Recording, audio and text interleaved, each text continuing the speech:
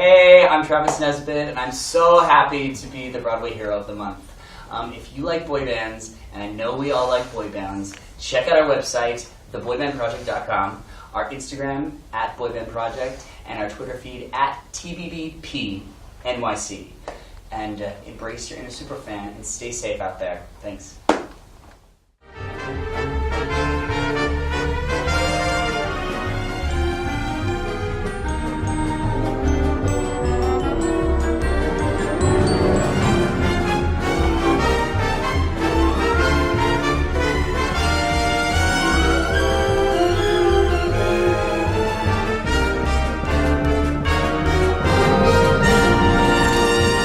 Mike Kavanaugh with HIVHero.org and HERONEWS.org, and I'm here with a very special guest, our Broadway Hero of the Month, Travis Nesbitt. Travis! So good to see you. Thank you for having me.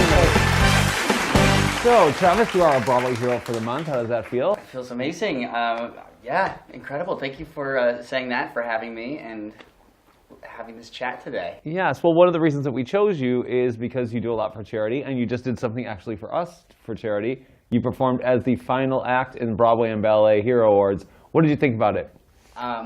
It was such an incredible night. I mean, I wasn't ready for it because we kind of, our mutual friend Chris Messina kind of roped us in, and then he told me about it, and then I got there and it was like, you know, like dancers with Broadway singers. I'm like, okay, let's see. And then it was, you know, it was magnificent. Like, they were so beautiful.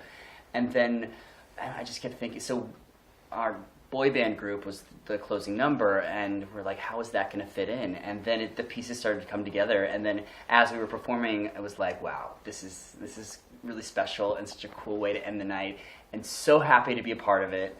Yeah, I met a lot of really cool people.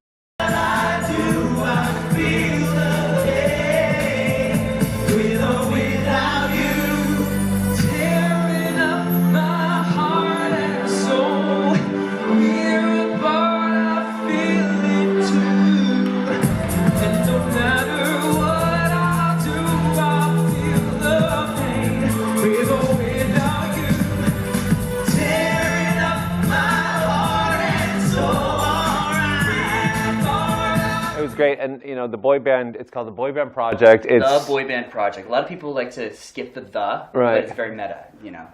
The title says exactly what it is. Yeah, and what's great about it is 4 guys, they're all Broadway and off-Broadway stars that kind of got together and decided to do something really fun. Tell us how it all happened. Well, so I did a show off-Broadway for a long time called Altar Boys at New World Stages. Love it. I did 555 performances of that, wow, and it was crazy. But the show is about a boy band.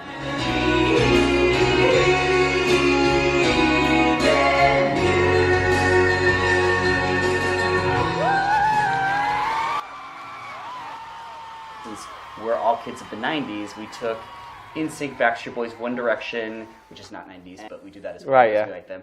And we created this awesome '90s boy band cover group called the Boy Band Project, and we're taking it cross country. And anybody will have us. Yeah, we'll go. Yeah, it's really great. You can find them on theboybandproject.com. Yep. Is that correct? You got it. So you can find out ways to book them. They're really amazing, and they have different kinds of sets, different amounts of time.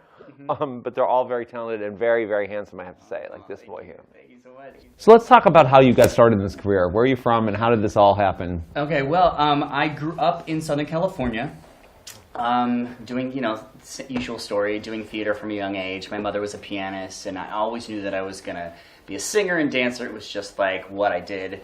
So then I went to the Boston Conservatory for college, and, you know, it's a very great musical theater grooming program. Did that, moved to the city, and I got the national tour of The Producers right away. Great. And did the role of the springtime tenor. You know, I wore a blonde wig. They didn't make me dye my hair. Yeah.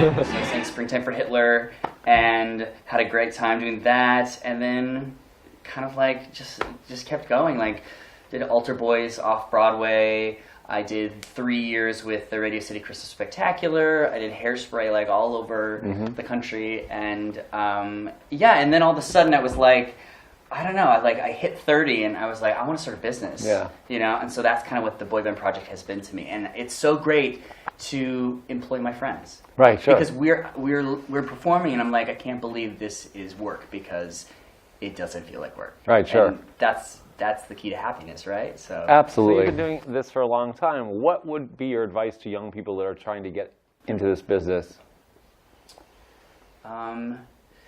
Integrity. There's a lot of people who want to cut corners, and a lot of people who want to take the shortcut to get ahead, but I think the people who really make it long term is the people who do it the right way, the people who follow the rules, the people who work hard and can they have the skills and the talent to actually match up with what they're saying. Because a lot of people talk a big talk, but it's the people who are truly, truly great that make it far.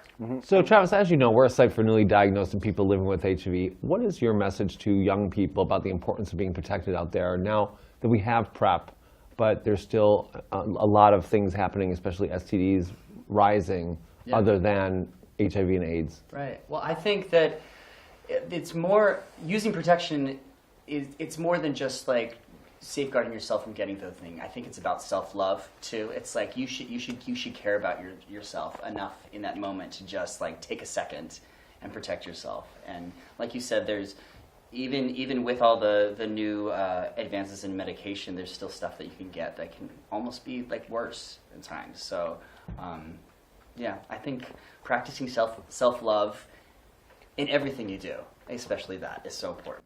Yeah, I think people don't realize that people still die of complications of AIDS, and I actually lost a friend this year who was 55 years old of complications with AIDS. So this is not something, it's a manageable disease, but people still die. So please be careful.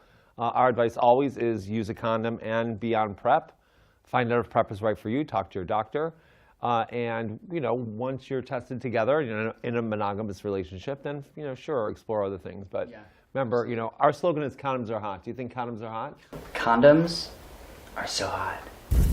Travis, again, we want to thank you for all the work you do with charity, and you have something coming up. Can you tell us about it? Yeah, so on October 30th, we are performing at the Jane Alyssa Endowment Fund for Leukemia and Lymphoma Research. It's at the Marriott Marquis Hotel right in Times Square, and there's a bunch of Broadway performers performing. We're going to be doing a slightly longer set than we did for the HIV Hero, which is great, but it's all a fundraiser to benefit leukemia research, and it's a cool thing. Yeah, that's awesome. So where can we find out more about that? Go to our website, theboybandproject.com. So Travis, I want to thank you so much for being our Broadway Hero of the Month. You join a long list of people that you all know are beautiful boys of Broadway and a couple girls, as a matter of fact. So please check it out every month at HIVHero.org. I think you're a very talented young man. I want to thank you so much for being a part of Broadway and Ballet Hero Awards this year. And we hope to have the Boy Band Project back. And please check that out. Hire them. They're amazing. But listen, I think your career is going to go up, up, and up. You're a very talented guy. Thank you so much. I appreciate that.